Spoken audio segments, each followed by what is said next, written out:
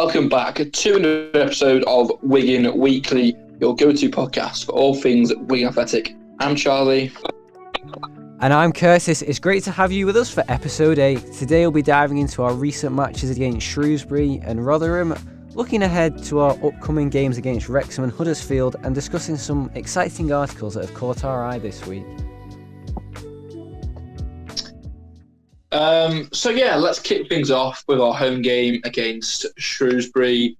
A solid first half, an okay start to the second half. What would you say, Kurt? I would certainly agree with you. Obviously, we kicked off the scoring in the first half with 2 goals. I think they originally said from Asgard and Taylor, but then I read something later on in the week that the first goal had been awarded to Dale Taylor. So quite a good brace for him. And I think, we did do well in the first half, but the second half, we parked the bus. It's not acceptable. Yeah, it's not. And also, of course, the own goal from Williamson, which takes his own goal tally up to 2, which isn't really ideal for the club's image. Well, I'm pretty sure in an earlier podcast I did mention that, and I was like, I'm not happy about that. But then you were like, well, let it slide. But I mean, it's happened again now, so it's sort of getting less unfortunate and more sort of annoying. Yeah, I completely agree. But obviously, I think they played so well, and then just to have bottled it in last, was it 86 minutes? Not good enough, really. It was a really late on goal, and I mean, I think these players, sure, they must realise that they can't be parking the bus. Like, the amount of passion they put in against Bolton the other week, and then to not be having... If they had this same energy each week, we'd be laughing, but they just don't seem to carry that same passion each week forward. It's just really annoying. Yeah, but it is annoying because, as I say, it was an entertaining game. Good first half. As I say, it was a really good start to the second half, and then they just came out of nowhere, own goal, and then the change completely changed. I mean, it's the second time really we've left the game early.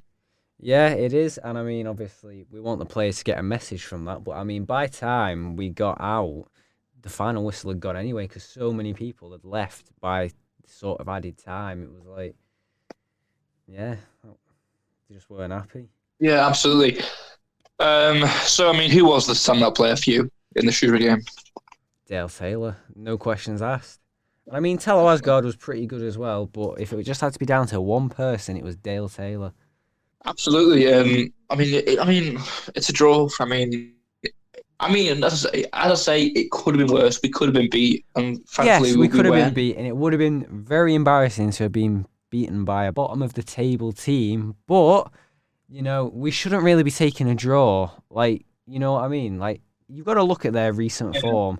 I mean, they won against Birmingham, which is shocking. And I mean, I know it was more than 5 games ago now, but if they can do that, I mean, it shows they've got some sort of strength. But for each week in and out, for them to still be losing and being at the bottom of the table, we should really be turning up and performing.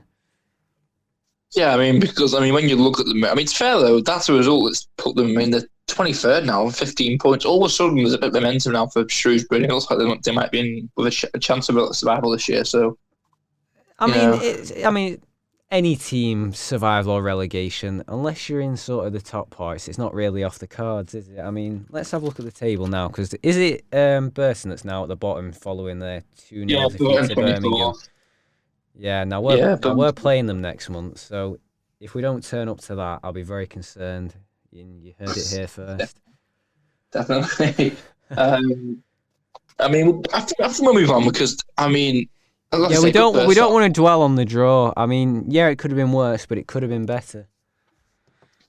Yeah, definitely. So moving on, we'll talk about today's game, which ended Rotherham 0, Wigan 1. Big result. And I'm back for that. Yeah, Babaradiko with his first Latics goal. I am shocked. Like, this must say something about Rotherham if they're losing to Babaradiko. Yeah, definitely. I feel that's him, but to be fair, he did play well against Bolton. I'll say that for him. Yeah, I mean, he has done well in some games, but I mean, obviously, you want to try and net some goals while you're there as well. But I mean, have you seen that meme on Twitter? If Baba scores, are on the pitch. Yes, yeah, sure have, yeah. Sure. Yeah, I would love to know if that actually happened. I was well. It probably didn't, but it's a great laugh. It was a good laugh, to be honest. Right? Obviously, first goal for him was quite a surprise because he's a player that isn't very clinical in running a goal, but he turned a corner today and he got his first goal. So all respect to Baba Gide Dico. Yeah, but I think at the end of the day, we can't really put that down to like one player. I think a lot of our players have a problem when it comes to trying to net some goals because they just get scared and don't do anything. Like, Yeah, all the show ball a bit more get the ball. strength. Yeah. I mean, in terms of today's game stats, Rotherham, well, I mean, we only just beat them to possession, 51% to us, 49% to them. Very close game. Shots were in there. I mean, shots were in our favour, but only just. I mean, same with passes, really. So it's, close game. But we got the job done, which is what we wanted. Yeah, it certainly is. I mean, we can't complain with 3 points on the road. Great belated Christmas gift. Yeah, and certainly a good result going into the next few games. A tough Yeah, run of so fixtures. that takes us up to 14th. So yeah, we are going to need some sort of results. So I mean, looking forward, we've got what is it, Wrexham on Sunday, the 29th. So Yeah. looking at Wrexham, they were drawing earlier, but it looks like they managed to get the job done 2-1 against Blackpool. So it's certainly going to be a tough one in these next couple of weeks because we have got some tough opponents. But like I say, we always turn up to the big teams. Yeah, we do, and it's almost quite annoying, really, because, I mean, it's all good beating the big teams, but at the end of the day, I mean, we won't be beating the teams we should be beating, because, I'd rather get beat by Birmingham than get beat or draw to Shrewsbury, you know what I mean? Yeah, I totally understand you. Yeah. But it is what it is. Obviously, Saturday we got Wrexham, which I think are arguably our toughest game of the season. I mean, you say that, but then we've got Birmingham round the corner and Huddersfield at home in the same week. But you got to look at, I mean, that Wrexham's home record. They've only drawn 2 games, I think it is, at home. I haven't lost a game at home, I don't think, yet. So well, hang on. I mean, what was that FA Cup game that they lost? Was that at their ground or was it away? I think it was away. It was away, that Harrogate Town away. So because, like you say, they're at home, they've obviously probably got a good home advantage here. So we just got to hope for a miracle, really. I mean, that's usually what we do. It's in the Wigan DNA. It is really, to be honest. But I mean, I think Ryan Reynolds FC will certainly give us a good run for our money. It's a solid away game, so the fact that the away support should be good. Yeah, I mean, I want to know how many away tickets we got allocated because they did. I'd probably say around 3,000-4,000, probably. Do you think it's that much? I mean, I think their ground only takes about 12,000 as it is, so that'd be about a quarter of the thing. Tiny ground. Yeah, let's have a look at it. Racecourse ground. Yeah, capacity 13,000. So yeah. There you go. Yeah. Certainly not as much as I expected, but obviously, I mean, they're getting it renewed and a new stand put in recently. So I mean, you really see the effect of the Ryan Reynolds influence. Yeah, you certainly do. But I mean, it should be a good away day for the Wigan supporters. Another one off the 92 for some people, considering how long we're in the National League for. Yeah, it should be. I mean, obviously, New Year game. I mean, we would have gone, but I don't know. I feel like it was a bit on the pricier side. Christmas has just been gone. Yeah, I mean, a lot of people did complain about coughing up a lot of money to go to the Bolton one, but at the end of the day, I said to them, well, we're going to charge them pretty much the same amount when they come to us. So, yeah, the timing is unfortunate, but we're doing the same. Definitely. So we can't really have a go. Yeah, it's a bit early, but what would you say is going to be your Wrexham prediction, Kurt? Ooh, I think, obviously, we've got to really take into account how well Wrexham are doing. Obviously, you said they've got a great home run with 2 draws. And, I mean, obviously, they've picked up 9, 10, 11 out of 15 points. So they're definitely in form, whereas we've picked up, obviously, 7 points in our last 5 games. So it's definitely going to be one that's going to be challenging. But I think I've got to keep my hopes up. And obviously, like I always say, we always seem to turn up against the alright teams. So I think we could probably get another 1-0 like we did today against Rotherham. Yeah, Rotherham, Super Sam Tickle. Yeah, Sam Tickle again. He was quite big from Shrewsbury. I watched the first 20 minutes and then something came up which I was turned away from. But it was an okay opening start to the game. But Sam Tickle once again doing what he does best, and that is making big saves. But I mean, on the subject of players, I'm looking at the team again, and today's team it's almost. I mean, we aren't changing much at the moment. Defensively, we're keeping the same. Civic and Sessignon, Ames and Kerr. That's not changing much recently. I'm not Yeah, sure we what could that just do a is montage because of all your reading out of the team sheets and all the vlogs. Pretty that's what much I be mean. Because it doesn't identical. change. We changed again. Matt Smith is the whole midfield. We've got Adigo in Cam, which I think is a bit weird, really. But then we did score, so something's working there. Still Yeah. good Thomas played well again. Scott, Johnny Smith was good. Taylor, he did okay. Got an assist to be fair. So But this is it. I You think don't want to change something that works. If it works, you got to obviously keep it the same. But at the end of the day, all well, you say it works, your opponents are going to be different. So obviously, you do have to have but you say it changes. works. But we're drawing to Shrewsbury, and that for me is a must-win game. I mean, you can't really Of justify course, it's a getting drawn to must-win Shrewsbury. game. But like we keep saying, obviously, we're not seem to be performing against the lower teams in the league. But obviously, Will Ameson again. Obviously, it's really unfortunate that he's had his second own goal. Yeah, it is. I mean, I like Williamson. Nice man a few times. Also a decent defender, although the own goals are a bit of a problem. But I think he'll get there eventually. I mean, something that I've noticed on the team is that no one gets mad at Mel. I think the fans sort of understand it because I think I think there's a difference between being deliberate and mistakeful, and he clearly is. It's two own goals that are both mistakes. He wasn't. It wasn't about obviously. No own goals deliberate, but these own goals, there was clearly he was trying to get rid of it. He wasn't messing around, being stupid. So yeah, no, I'm not trying to say he's trying to deliberately score goals so the opposition can win, but obviously twice in about within the first half of the season, it's a bit too frequent for my liking. Because obviously I know Kerr's had the same situation, but he hasn't done it again yet. No, he's not. I mean, to be honest, Jason Kerr, people say he's a bit lazy. I sort of agree with that to an extent, but because you got to bear in mind, obviously, when he gets the ball, he's trying to look for someone, and I think he spends too long sort of doing it. So obviously, everyone else is sort of in position, so it's sort of a bit too late for him by that point. But there was definitely a game a couple of weeks ago where he did do some good running. Yeah, to be fair, Jason Kerr, he just sort of changed his mind. But it seems to always be in though that's the main cause of the just passing back and not doing much of the ball. He seems to be the main player, most problem for it. Yeah, because especially in this first half of the season, every home game we've gone to, there did seem to be a severe issue with back passing. It was not good at all. Yeah, definitely. Against the Shrewsbury, I wouldn't say it was as bad as what it has been in other games, but it was still not perfect because there was still a fair bit of back passing. Yeah, I'll give you that. But do you know a player who I'll focus on for just 2 minutes? It's Paul Lummett. Where is he? He's not playing. And it just seems like a waste of time, really. But he's not playing football. He's not even on the bench, though. And he's not injured. He's match fit. So what's going on there, do you think? I don't know. Maybe we need to take into consideration his age and stuff. Because, we didn't play Cal Mack the other day either. And I think he was benched as well, wasn't he? I think we're solely trying to rely on our youth. I think the problem for Wigan now is it's going to be difficult for Cal Mack because you got to think of Johnny Smith's form. They're the same position, and Johnny Smith's to play in better form. He's getting the assists, he's getting the goals. Yeah, I do agree. Not really done that much this season.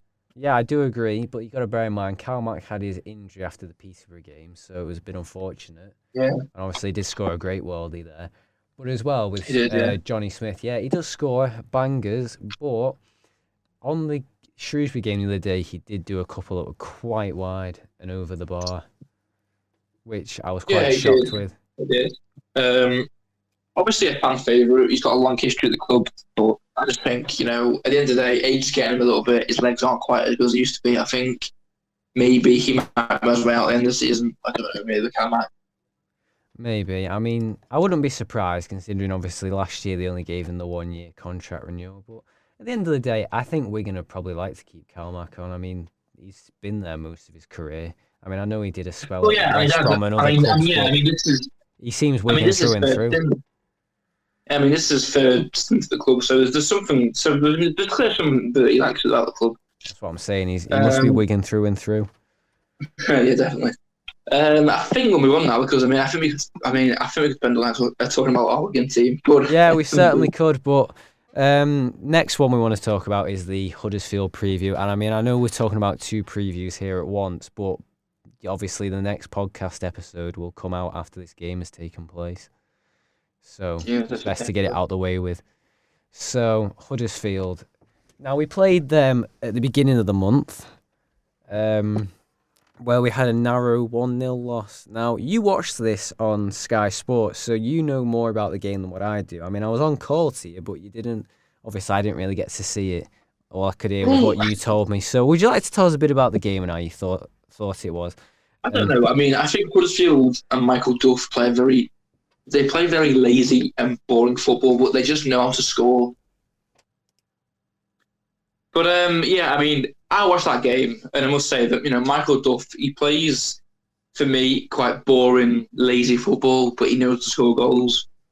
I mean, I know that's controversial because they are fourth, and they've got a lead of 6 points, but I mean, I just don't really like them watching them play football. They score goals and they hang on to them. That's what they do. Huddersfield. We were a bit unlucky, but then our attacking threat wasn't very good in that game. I think defensively we were okay. Because, I mean, at the end of the day, we conceded a poppy goal from a corner, so something was there. And I think if we play a bit more similarly, but a bit more of a fight, we might get the result. I do think that, as I say, we've got this sort of... I feel like we have the push against the bigger teams and the teams who are higher up in the table. So I think we might go for the win here. So I'd probably say 1-0 maybe to Wigan, but that's a difficult one to predict, really. So you think we'll get a bit of revenge in? I know so, but Huddersfield, like I say, I know Michael does the manager. He'll probably score early. He'll try and hang on to it. So it's about trying to hang away through that defence and trying to, keep the game going for a bit. But yeah, I'm sure we'll see what happens. Yeah, right, fair enough. Okay, so now we'll move on to chatting about a few interesting articles we've come across this week.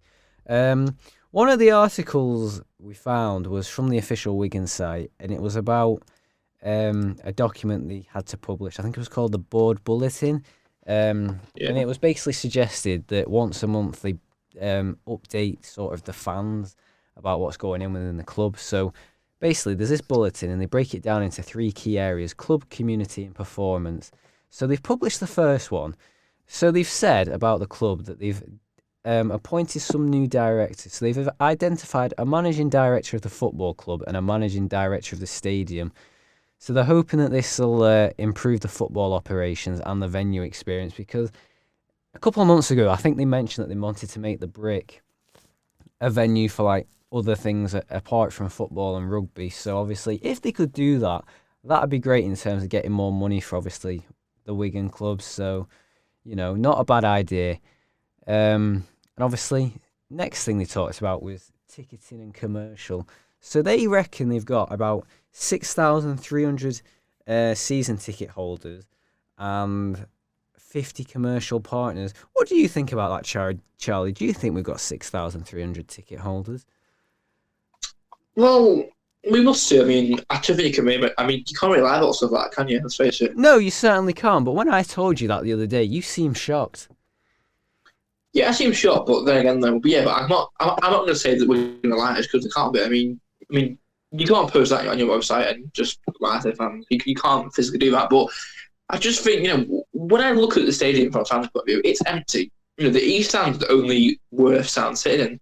The Springfield stand's empty. The south stand's half empty. The away end's not really. That's got nothing to do with us. So I just don't think it's very good the way we're running. I mean, I understand that because we're not proud anymore. We're in the Prem.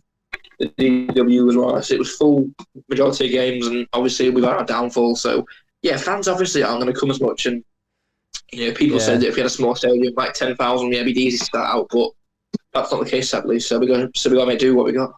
Exactly, and I mean it's a great stadium. Obviously, it's just unfortunate the way we've obviously been relegated, obviously because of financial issues and all that. I mean, if you want to get your attendances up, you need to sort of get up the league a bit. And I mean, obviously, this ownership doesn't really want to put the money where their mouth is. Obviously, they're all about sustainability, which I totally agree with. But like I said in the previous episode, football is very hard to be sustainable with. Like sometimes you've got to sort of put your money where your mouth is and hope that you can make a return. I agree. I mean, something I will say about Ben Goodburn and the Wigan sort of board is that they're very quiet. because we had like a big newsletter from Ben Goodbird a few months ago, and like that was the first of the season. And that was quite late into the season, but then since then we had nothing really, you know. And then only recently we've seen Mike Danson and his son Lucas. They've been saying more things about the club. They've been appearing on interviews on Sky and etc. So Yeah, because I think it's is quite last quiet. season we didn't really have that, did we? Because they didn't have that agreement with the EFL as We didn't, such. and I think obviously, I know you're a bit against it, the whole EFL thing. You think it's not very ideal, but I do think it's good. I think there's a decent amount of money coming from the EFL. We're one of the most. I think in the EFL we're one of the most streamed teams, so that's not bad. That's just Sky have got a decent deal going on. It's not, and I mean, obviously there is always pros and cons to everything, but you can't really justify how much they charge for like a day pass or something. Like it's quite expensive, and I mean, No, yeah, even a month, I even would a give that. monthly thing as well is quite a big commitment as well.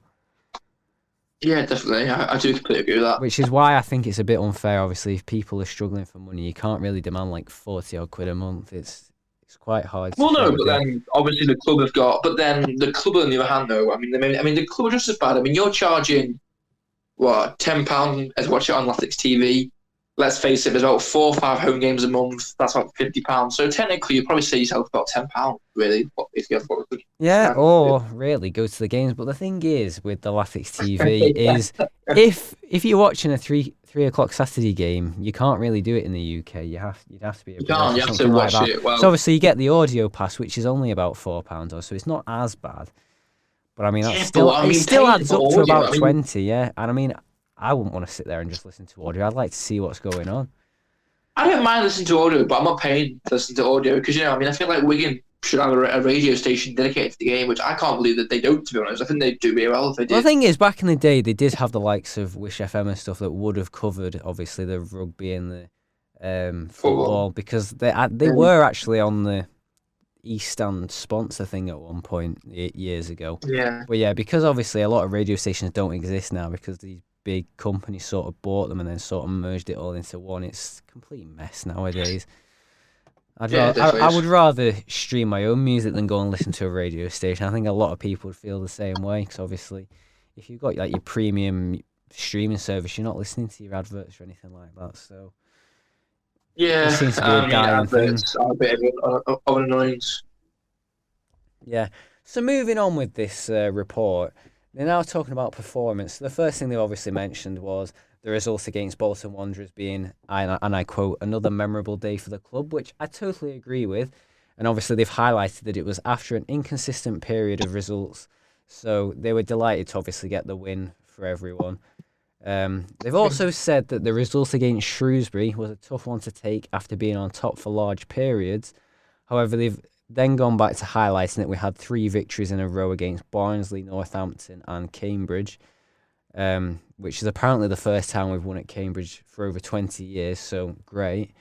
And Yeah. they've gone to mention how even in the games where we didn't pick up 3 points, they created enough opportunities to beat the likes of Shrewsbury, Blackpool and Chesterfield and at least get something out of our home games with Mansfield and Wickham. You can see how tight the league is with 7 points separating 12 teams, but we must now find a level of consistency in the second part. And I totally agree with that. They do need to find some We'll consistency. give us some money then. You know what I mean? Let us spend some money in January, but I will say though, is that I don't really think there's much that needs improvement. I think we've got a good team. I don't We think the have, but problem I is the think we just players. need to obviously The problem is get Sean enough Maloney, pitch. and it is. But the problem is Sean Maloney. Sean Maloney for me is a very interesting manager because I think something I actually noticed there on Sky watching the game first 20 minutes is that the commentators were all saying, why are we shooting from the halfway line That's a in bit. the first 10 minutes? It doesn't make sense, and that's not something that the players are doing constantly. Maloney's telling them to do that. Stuff like that is weird. It doesn't make sense. I do respect Sean Maloney because at the end of the day, he came in. We were rock bottom of Championship, but we were nowhere near. We were quite far from safety. Let's face it. And he came in. He did a good job. Obviously, to get us to 12th last season with a -8 difference is incredible. Not many managers are capable of doing that. But at the end of the day, results and performances have not been good enough this season. You know. No, and I mean, obviously, we could be in a worse position. I mean, obviously, like we said, we're currently 14th, but we could certainly be doing better. And I think to say that we could have beaten the likes of Shrewsbury, Blackpool, and Chesterfield, I'm not too sure. I mean, I know the Wickham goal was unfortunate, obviously because it was from a corner. And the Mansfield Town one, I'm not too sure because they did put some good goals in, and I think we sort of just let them get away with it. And the Chesterfield game, I didn't even watch it, but considering how quickly Chesterfield put the last 2 goals in, it makes me think they weren't up to scratch. But obviously, I think the Verity Trophy is not something to really be about. There's bigger things. Like we say, the FA Cup any day of the week over the Verity Trophy. I totally agree with you. But like I said, Sean Maloney, obviously, we need to look at his tactics, like you said. Because I do agree with what you said there. And I was going to say something else, but I forgot. Well, my thought process now is really, the Bolton game, we played well, but was that really we played well, or was it just because Bolton weren't good enough? We just cruised past Bolton. Now you say this, but you want to look at the statistics, because this was the first thing you turned around and said to me when you looked it up, the statistics. Because we always seem to statistically get outplayed by them in terms of possession, chances sort of created, but yet Bolton don't seem to do anything with it. Now, obviously, Sam Tickle did make some alright saves that game, but I think what we're good at against Bolton is just finding vulnerabilities in their sort of defence, because if you look at some of our goals, especially in the other week, how they come to save them, I don't know. Yeah, I think players, they're clearly quite nervous. Obviously, the Bolton players, that is, they're nervous going into it, and obviously it's important that you find your feet early in the game, and they are doing that. Every Wigan game, it feels like Bolton crumble a little bit, and they just can't find that attacking threat which they need. So yeah, I completely agree on that. Yeah, and I think they are crumbling quite a lot this season. Obviously, they currently sit 10th, so they're obviously about 3 points away from the playoffs. I mean, they would have still sort of been in that sort of spot with Reading, because obviously Reading is 6th, but they're 3 points ahead. But obviously Bolton were 1-0 up today against Barnsley, but then the Barnsley scored 2 goals in the last sort of 10 minutes. So I think Bolton is sort of parking the bus as well a bit. So in reality, if we think our performance is similar to theirs, it wouldn't really be surprising. Definitely. I feel we're getting very carried away here, but yeah, we are. I want to carry on. So obviously, the next thing they went on to mention was obviously the FA Cup. Obviously, we're facing Mansfield Town on the 11th of January. I think it is at 6 p.m. I don't know why they want to show it overseas, but it is what it is. If it means an advantage for the club, then fair enough. Next thing they've mentioned is the transfer window, which obviously, will that be open next week? It will be, won't it? Beginning of January. Yeah. Right, okay, so this is very relevant then. So work on the January window started immediately following the end of the summer window. Gregor Rioch, I can't even say the name, Stephen Gormand, I'll let you pronounce his name next time, and his recruitment team have been working continuously throughout this period in conjunction with the manager and the board with a view to our investment to improve the squad and key positions in January. So we'll just have to see what they deliver. I mean, with stuff like that, if you've been looking at it since the end of the last window, I'm expecting some good scout reports. I don't know. I mean, last January, obviously, Luke Chambers was probably the highlight. We got him on loan. He's returned since. He's played at the club. But, I think January was quite a good window for us. We got Chambers, we got Kelman, who got into some okay form. This January, I don't really know what we need to do, to be honest. I don't really see what we can do. Is there any sort of particular players you want to see come to our club in January? Not really players in particular. I think with Wigan, I think the main focus is it's younger players in the Premier League teams who are, in the academy and on the bench every now and then. They're the sort of players you want to focus on because you can develop them and they get a good chance. And is there any developing players that you think would be great to come to Wigan, though? Wigan, probably say Liverpool. I'd say Liverpool youngster James McConnell. I'd love to see him play for Liverpool. For Wigan. Love to see him play for both, eh? Yeah, but he's the only player I could actually probably justify having at the club. There was Lewis Kumas from Liverpool, but he's on loan at Stoke now, so we lost a chance to get him. But Yeah. To be honest, I mean, we've been linked to Conor O'Brien from Accrington. I think we should probably pursue the game, to be honest. He probably won't cost too much.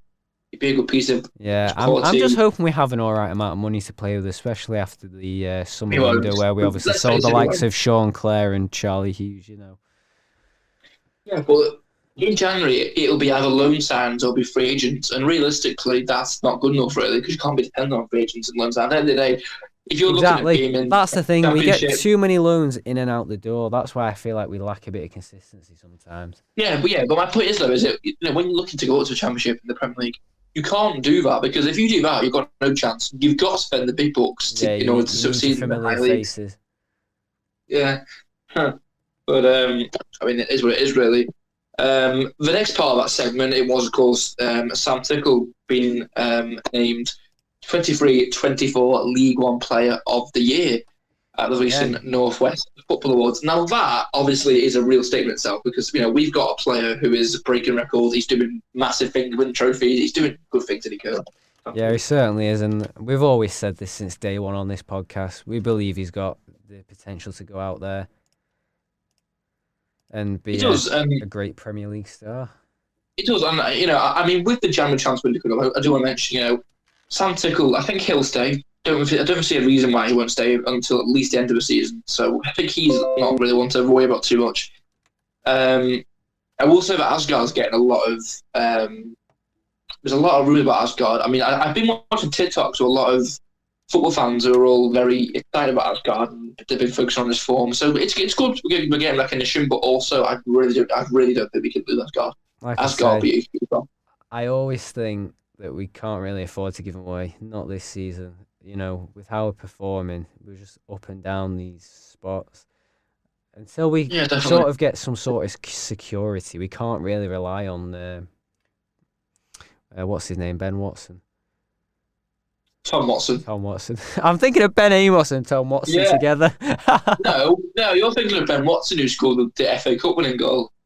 Oh yeah, but it could also be a crossover with that. I'm losing. Tom Watson is young, he's upcoming. He probably would have been Sam. I mean, to be honest though, he sort of is Sam Tickle. If it hadn't been Sam Tickle who got his break, it would have been Tom Watson. So I think I got a bit lucky, really. Yeah. But I shouldn't be doing this at 8:15 at night. I'm losing my head. I mean, in the current squad, is there any players that you would like to see leave, or you're happy with every player? I mean, we always have the odd bit of slander about each player, but I think really we can't be too harsh on them because a lot of them are youngsters. They still need time to develop.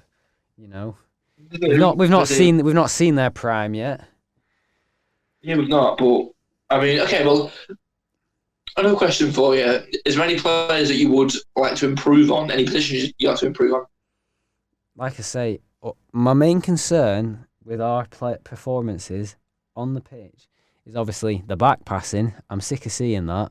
It's too overused, and I want to see some more confidence going into the box. Like the amount of times we'll just go on. Yeah, but the main problem is though, is that obviously, like you said, we've got so much youth, and I mean, we've signed players like Paul Dummett to be experienced, but it's one player. Exactly, we're not. I know, but we're not even playing him. It's why have we signed someone that we're hardly playing? Yeah, I get he's only on contracts until February, but if things were going well and we were playing him, he might want to stay. You never know. I do want to say that this man has played in a Newcastle team. He's played for Newcastle. Newcastle have been a stable Premier League club for years. He's been there since 2011. And I mean, and even when they went down in 2016 to the Championship, he was a massive part of a team that came back up to the Championship. I think he was captain. Yeah, I mean, he was captain, I think, at Newcastle, in that season. And I think, and he's also a centre-back, and we bought him a centre-back, but he's playing left-back. He's not playing in his true position, so it doesn't make sense for the whole situation with Paul Dummett, and he's a player I'd like to see a bit more, to be honest. Yeah, we definitely need to see a bit more of him, see what his potential is with our squad. I mean, obviously, definitely. I'm going to say he's putting experience in with a load of non-experienced people, but, he might be able to teach them a thing or two, you never know. Just try it. Yeah, if only it was that simple, yeah. With what you've been saying, it doesn't sound like it's simple when it comes to Sean at all. But we'll move on a bit now. So the The next part final of thing I wanted to go go on. on. Okay, Go on, well, I was Kurt. just No, saying that the next part of the report was about the future fund. So they've obviously been talking about it. So they've got about 580 future fund members. So it seems to be all right for them to get a little bit of money into the academy. So if that's what they want to do, then good on the club. And they did also publish a document, I think it was last week, about what they've spent some of the money on. I'll see if I can get it up. But in the meantime, we'll talk about the next bit. So the next thing they've talked about is the women's team in this report. Now, what's your thoughts on the women's team under Emerson boys? They're doing very well. I think, they're doing a good job. I think, I mean, they brought Emerson Boyce in, a Wigan legend, and they've given him a job, and he's taken it. He's done a good job so far. He's doing good things. I mean, every week it seems they're putting like 5 goals plus past the opponent. So Yeah. something's going right, and something is doing right. So, I mean, looking at Emerson Boyce, I mean, I'd love to have him at Wigan in the men's team, but that's not going to be very fair. You couldn't just do that to women. So I think he's got a very bright future, Emerson Boyce, in either the women's industry or the men's industry, was wherever path he goes down. Yeah. Yeah, certainly. And I mean, obviously, it's Christmas, and they're currently sat at the top of that league that they're in. So obviously, if they won promotion in their first year to a better league, that would be a great result for them. To get up the ladder a bit. I mean, I won't complain at that. And I mean, the best thing about that team so far this season, the best result was 18-2. What's your thoughts on that. Say again, Kurt. So. Right. So the women's team so far in this first half of the season, their best result was 18-2. What's your thoughts? Well, it screams at something very clinical going on. You're scoring 18 goals. I mean, you're only conceding 2. I mean, that's sort of things that you'd expect like Pep Guardiola to be doing. You know what I mean? Yeah. So because it was 10-0 at half time. 10-0. I don't know. I mean, there's clearly something going on with Emerson Boyce. I don't know if it's whether the fact that the team's too good or he has just got this brilliant tactical vision. But whether it is, it's going well, and I wish the best of luck to the Wigan ladies going forward. I wish them the best of luck as well. I think obviously they've got a great setup, so I hope they get promotion, stuff like that, if they can get promoted out of that league, which I believe they can. Definitely. So moving on next, they're talking about the community. So what's your thoughts about the community trust? Do you know much about it? I'm not going to lie to you. No, not really. Right, okay, so maybe this could be a good chance to find out. So they've put some bullet points here. So apparently they achieved a fantastic score of 9 out of 10 in their family excellence report, which means a third place ranking in the division, up from 17th. So community seems to definitely be getting better within the club. Like obviously making sure everyone's included and stuff. I'm not gonna lie. I think Wigan and the family zone have got a really good setup. It's really good. You walk in there, you've got pre-match games, you've got free pool, free stuff like that. You've got football games you can play. I mean, you get to meet Krusty the Pie for free, and you meet players and get your picture with them. That sort of stuff. It means a lot to kids. I know. I mean, I remember being a kid, and I was obsessed with meeting footballers. It's something that kids love, and it's something they remember for a long time. And I mean, I've got to be credited Dan Winard. Obviously, we know Dan well, don't we, Kurt? Yeah, and it's funny you mention that because further on in the report there is a mention of the junior media squad. Yeah, I've just seen that. So yeah, a lot of credit to Dan because they've got a good setup there, and it's really good. I mean, I think all kids will have a very good day, regardless of what the score is in the game. So yeah, I think 9 out of 10. Yeah. Third place, very good. I think we could probably be pushing for first. Yeah, I mean, considering we've gone 14 places up from last year, that's a great improvement. Definitely aim for the stars with that one. Also say that, I think obviously I know that Sky did put a lot of money into the refurbishment of Amazon, so I think that's also got a lot to say for them. So Sky making a bit of a difference, maybe. Yeah, and I mean, obviously, I know I slandered the prices, but if they're doing a bit of good, I'm all for that. I mean, I know it sounds very hypocritical, but there's always pros and cons to everything in life. Nothing can be perfect. But nothing can be truly that bad either, surely. Right, okay, so moving on. Week of action. So it looks like for the EFL Week of Action, they've had some community impact. So there's a tweet here embedded, or an X as they call it now, or a post. I don't even know what they call it this week, where Dale Taylor and Tyrese Francois were joining in with young people at their inclusive and junior PL kick session, which I think is Premier League, if I'm not mistaken. But yeah, it's good to see the players getting out and about and obviously inspiring the future generations, you know? Yeah, definitely. I think, meeting experienced players, you can certainly learn a lot from them, from stories to performances. So, yeah, that's good to see. Yeah, so carrying on, working our way down, the 92 Years in Counting, they've called this one. So it's a programme that's been launched with funding from the National Lottery Heritage Fund. The programme will preserve and celebrate the history of Wigan Athletic and support 750 young people to engage in an education programme focused on the club's heritage. That sounds really interesting. So it looks like it's volunteer run. So it says, thank you to all our volunteers within our Wigan Athletic Heritage Project and the Past Players Association who are working hard to bring the heritage of our club to more people. This includes building a website of every previous Wigan Athletic fixture and player, hosting a pop-up museum at the stadium and holding events for past players and their families to reunite and reminisce. And I think, obviously, we went to the Heritage Museum on the Exeter fixture, wasn't it? And it was fantastic, wasn't it? Definitely, absolutely. It was only small, but you could tell there was stuff from all areas of the club, like before the club was in the league, There was also in there was a FA Cup final ticket. Now that's a piece of history and a half. Yeah, it really is. I must say that is extremely interesting and very exciting, It is. It's exciting to see what they'll actually, bring to that. Obviously, if they're going to teach people about the club's heritage, it could be an interesting one to try and get ourselves onto. Well, the next part is also the free ticket initiative, which again we know a lot about, don't we, Kurt? Yeah, we certainly do. Obviously, we had free tickets to a Wigan Warriors fixture, didn't we? Against and also was it Salford Red Devils? Yeah, it was, where they won 64-0. Was it? It was a great night out, wasn't it?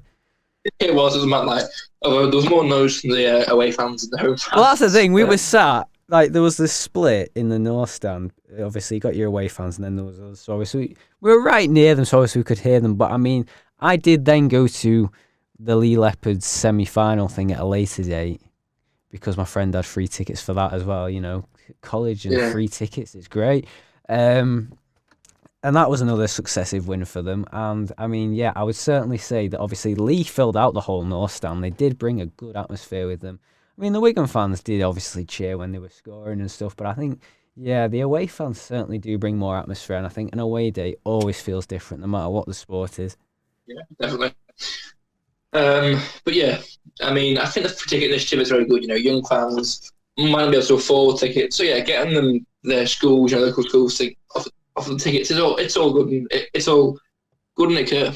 Certainly is. I mean, you love to see it, and I mean, obviously, it does help get the numbers up because obviously, I think if you're trying to target new people, obviously, if they come and see their first game, they might then find the buzz and really enjoy it. Obviously, I'll quite happily sit here and tell you that I don't know, 2 years ago, I'd have thought football was just a load of men getting paid too much to keep fit and run around the pitch. But when you turned around and said to me, "Oh, let's go to the Everton pre-season friendly and we'll see what it's like," so obviously we did have a bit of a nosy because we were in Wigan on one Saturday. I think it was in April or I know it wasn't. I think it was May 2023, and basically Wigan were in the Championship back then, and they were playing Millwall.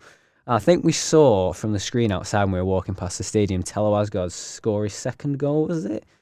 Well, he scored the second goal, so they won that day. So, obviously, we had a bit of a knowledge about the club. But when Charlie said, obviously, let's go to this game, I thought, after that game against Everton, I thought, what a great thing to do. It's quite fun to go and watch this and obviously support a team. So, and that's where it went from there. We went to about 10 different games last season, and now we're season ticket holders this season.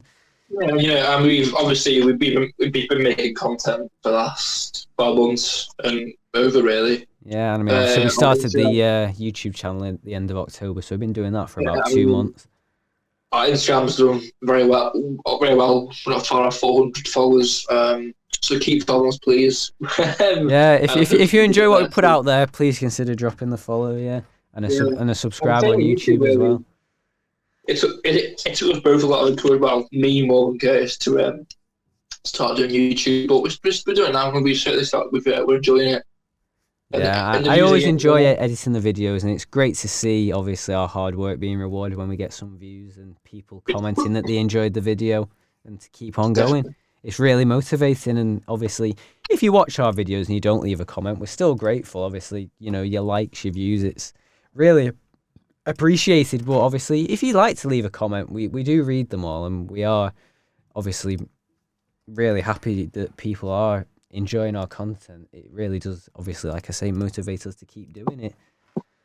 We really are. I mean, and if you told me, 18 months ago, when we went to our final year of high school, if you told us that, in 18 months' time, we'll have a YouTube channel, we'll have a successful social media page, and we'll be working for Wigan as part of the junior athletics, I would have laughed, quite frankly, to be honest. Yeah, I totally agree with you there. But we'll move on to the next bit now, which is actually about the Latics Junior Media Squad, which says, our young Latics Media Squad is set up and are filming content in our family zone each week for our Junior Latics social media platforms. Sky Sports News also featured the new... That don't really make sense, does it? Okay, they featured the new Sky Up Hub in the family zone, and it was aired on Sky ahead of our game against Leyton Orient. I don't know. Yeah, I'm so guessing it's the essentially, games consoles. no, essentially, so Sky Sports News filmed a little preview of. I mean, I didn't actually. I mean, I can't say I noticed that, to be honest. But that's actually quite cool. Sky Sports filming a little bit about Amazon. That's quite impressive. Certainly, because I mean, it shows people out there what our club's about. We don't just sit there and watch them play the game. There's so much going on before the game and after, especially in the supporters bar and the Whelan's bar. It's great. And I think, Obviously, go on, the you've cut final out a bit. category. What's that then? Go on then, Chris, again. You've just cut out a little bit. So you were saying about the Christmas visits, was it? Yeah. So we're, I mean, so the we're players- ending on a positive note now then. Yeah, we are. Obviously, the players visiting the local children and local hospital. It's always good to see, spreading a bit of positivity over the Christmas period for those who aren't quite as fortunate as ourselves. So that's very good to see. Certainly is. We love to see it. And I mean, I've just seen on the thread underneath the picture of that Sky Sports camera inside the family zone. That's quite cool, that. Surprised we didn't notice. Yeah, I answer with that. Well, yeah, I mean, that wraps up a pretty hectic episode and a pretty hectic week with the Latics. It does. Before we actually finish, there's one thing I did want to mention, and that is last season's loanee, Marshall Gardner. Oh, yeah, I forgot about this. Go on. He finally made his Premier League debut against Southampton weekend. Near no draw. He came on with not long to go. But that's good. But that's good to see, guys, because Fulham and himself, they've made full credit to Wigan, saying that if it wasn't for us, then he wouldn't be where he is now. So that's great to see. A bit of Premier League influence, yeah, and appreciation, which is great to see. So yeah, just wanted to include that quickly because he deserves a lot of credit. I forgot about that. I'm sorry about that. Obviously, we're ending the episode on loads of positive highs here. It's great. Yeah, definitely. But yeah, I think we said everything now, so that wraps it up. I think this podcast was on the longer side, but it is. I mean, we're currently sat on just shy of 49 minutes. So if anyone listens this far, really appreciated, because I don't think I could sit and listen to this for 49 minutes. Yeah. But yes, people, thank you all for joining today, and until the Huddersfield game, we will see you all next time. Thanks for watching. Thanks for listening, even. And until next time, thank you very much.